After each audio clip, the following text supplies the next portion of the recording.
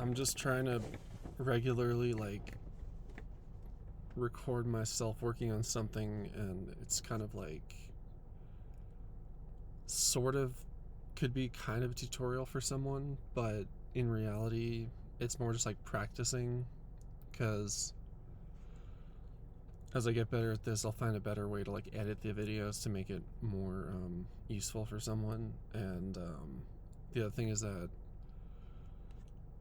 I'm learning this stuff like on, I'm recording myself learning this stuff. I'm not just teaching it, and that actually really helps me because it helps me stay focused on a goal. If I just feel you know, I'm making a video for generally for one purpose, so I'm gonna stick to that for an hour or something. And today I want to explore there's a pretty good iOS app called iSH, and I guess I just want to learn more about the terminal and about Alpine Linux, which is, I think it runs like a virtual version of Alpine Linux or something. Mainly because I want to find a good way to configure it so that it's actually very usable, because it's for my phone, and so I feel in general terminals and stuff are so customizable that you could make an interface that works amazing on a phone. You need I just need various shortcuts and stuff, but there's a lot more I need to learn about the terminal to do that. And for the time being, it's easier to research and practice that on my computer and then move over to the phone later. So I'm just gonna start asking some basic questions. 1 second.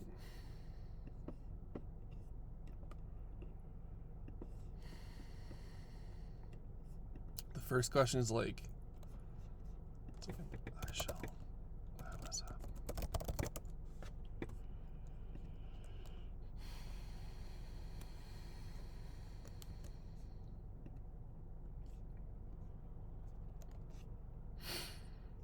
The first question is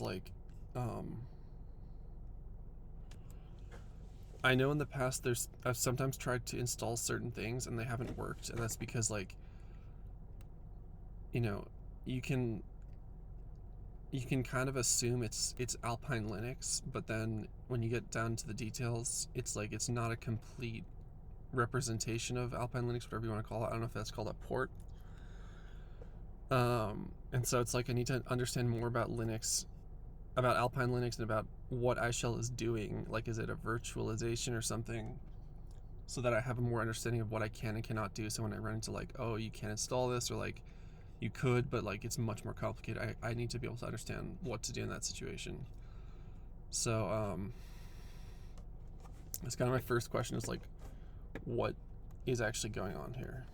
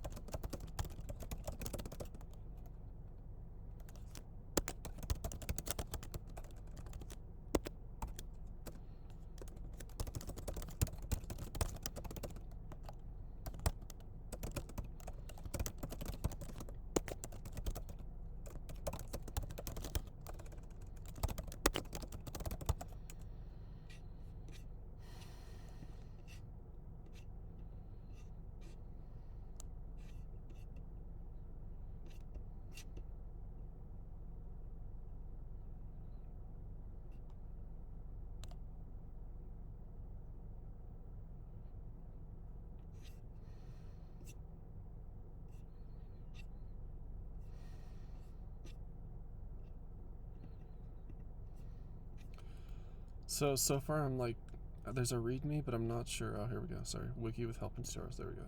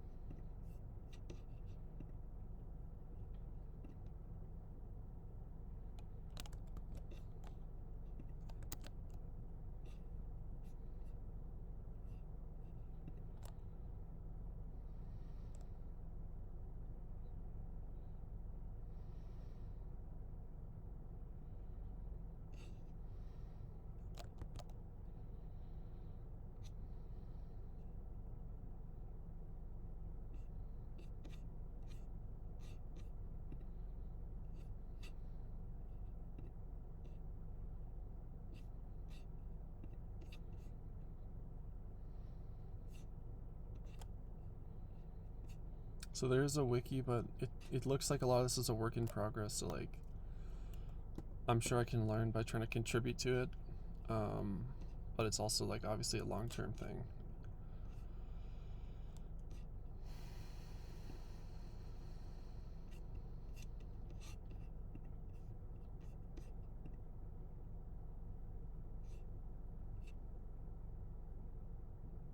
So here they call it emulation as opposed to virtualization.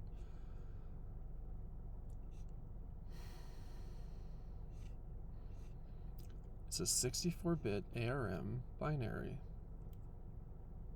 iSH emulates x86-32.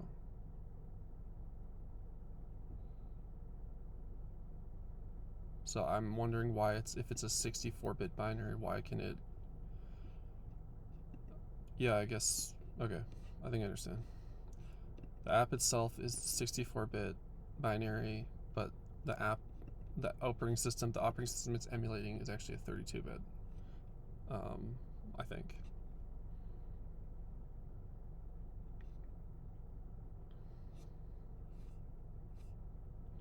Why does iSH emulate at all? Can it use a JIT, which I believe stands for just-in-time compiler or virtualization? iOS devices lack support for hardware virtualization. Whoops.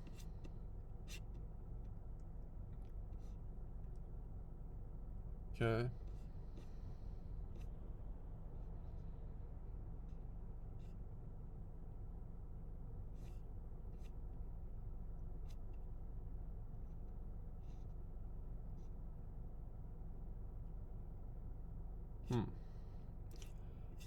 So I feel like they just said it doesn't use a just-in-time compiler, but then here it says a note on the just-in-time compiler. Or, I don't know, just-in-time something. It's not actually a just-in-time since it doesn't target machine code. It generates an array of pointers. Blah blah blah. So my question now is like,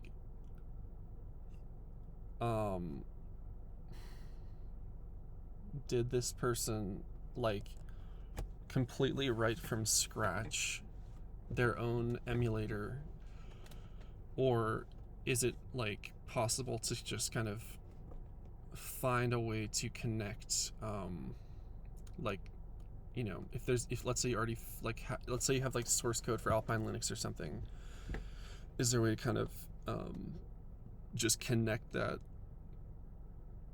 to, you know, iOS in some way? Like, yeah, I need to learn more about this. Whoops. Let's see what Cloud says.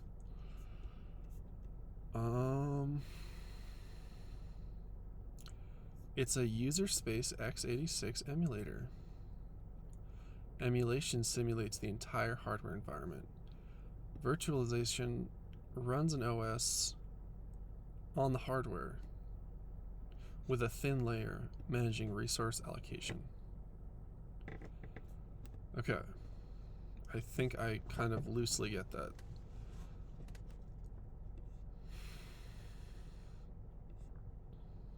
It emulates an x86 CPU.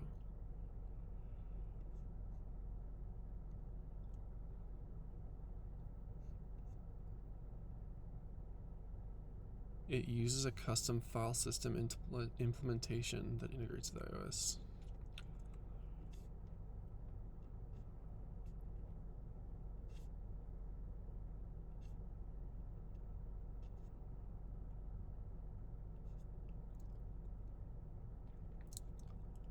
It's more similar to projects like Kimu.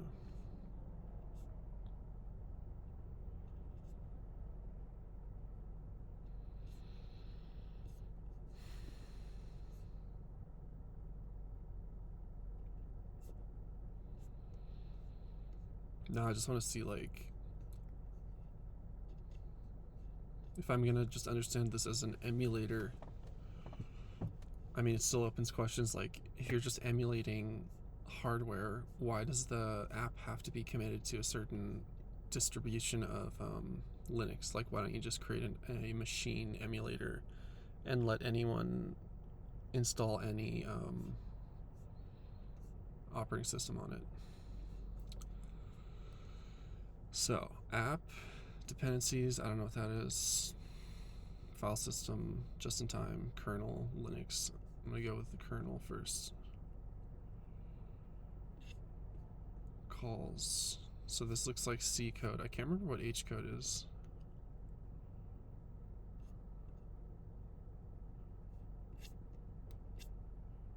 Maybe it's like a header file or something. Linux. Main. Start the kernel. App.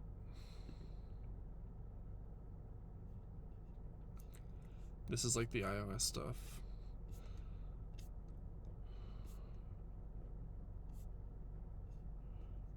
Emulation, maybe? Okay, as far as I can tell,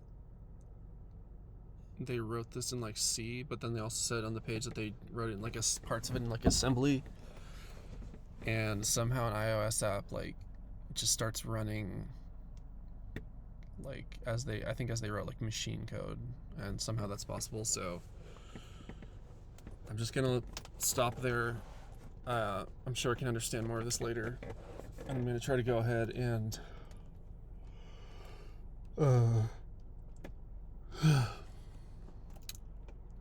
think about some ways that I could set it up. And this video will be kind of short. One second.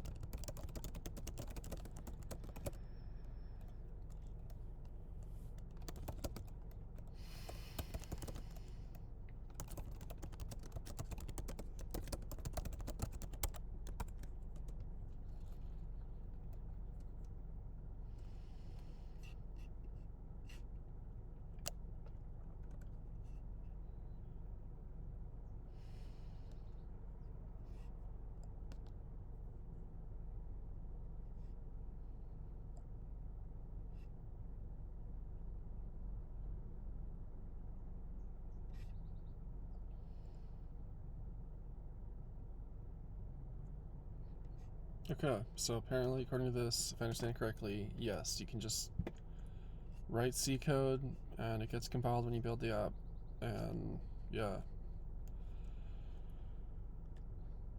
But then that just makes me wonder, like, if you can just basically run C code, like, why not just trying to understand if this makes sense. I'm gonna assume there's like a bunch of restrictions, like, and so that's why it's hard to like just code an operating system directly, and so that's why you create an emulation layer.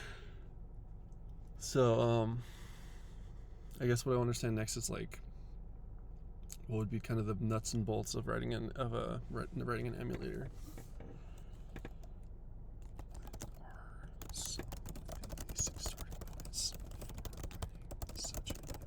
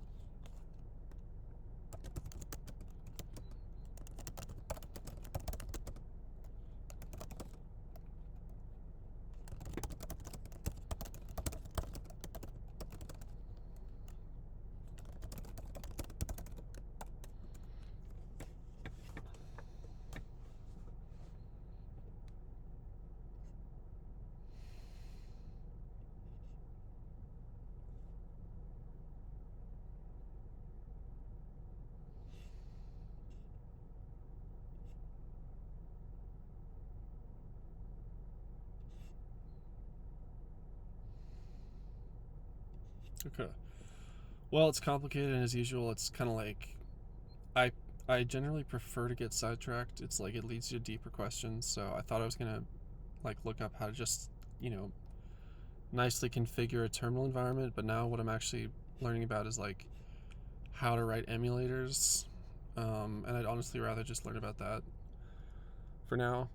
And I'm also learning right now about like kind of like formal modeling and stuff, and I think it'd be really cool to try to create like a diagram or something of what it says here about how to write an emulator, and like almost wondering if this thing that they're calling a what is it?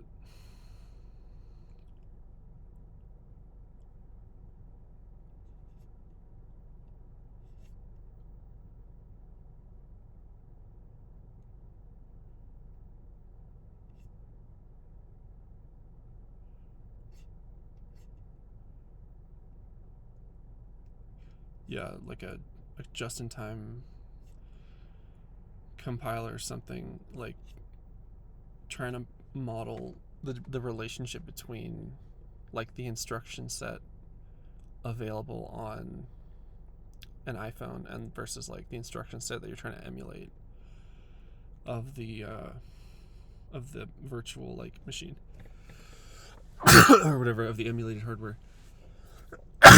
So that's kind of like what I'd rather work on next, but I'll stream that later.